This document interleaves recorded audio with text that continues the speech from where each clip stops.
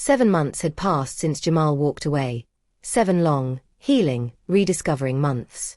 In that time, Annabel had begun piecing herself back together. Not with tape, but with gold, stronger, wiser, more intentional. She'd forgiven him in her heart, not for his sake, but for her own peace. Her business had expanded. She smiled more often. She loved herself harder.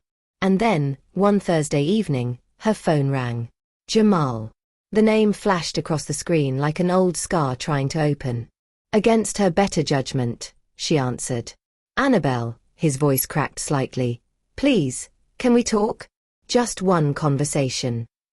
She paused. Then calmly replied, There's nothing left to talk about, Jamal. Please respect that.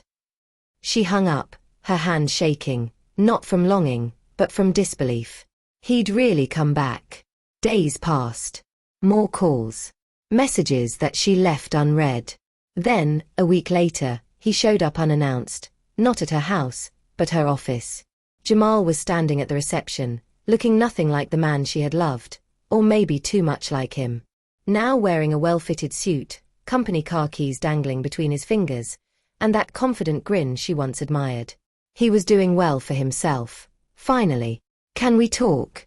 He asked gently.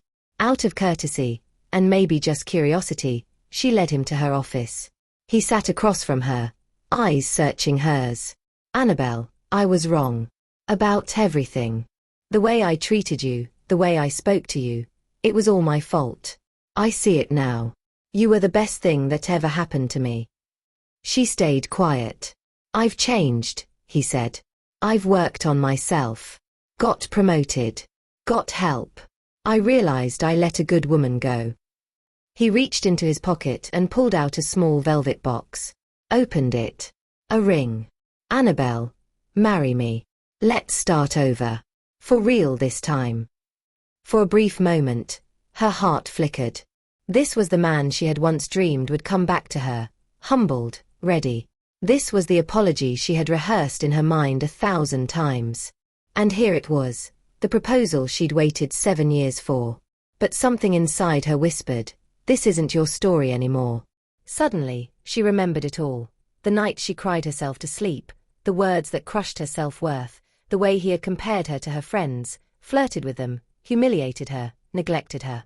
The loneliness she felt while lying next to someone who claimed to love her. She looked at the ring. Then at him. Jamal, she said softly, I'm happy for you. Truly. And I do believe you've grown. But I'm no longer the woman you left. And you're not the man I want to build a future with. He blinked. But, Annabel, I love you. She smiled. It didn't hurt this time. And I love me now. That's the difference. She stood up, walked to the door, and opened it for him. Not out of rudeness, but closure. I wish you well, Jamal. But this door, it's closed. For good. As he walked out, Annabel sat back at her desk, heart steady, spirit free. She wasn't waiting to be chosen anymore. She had already chosen herself.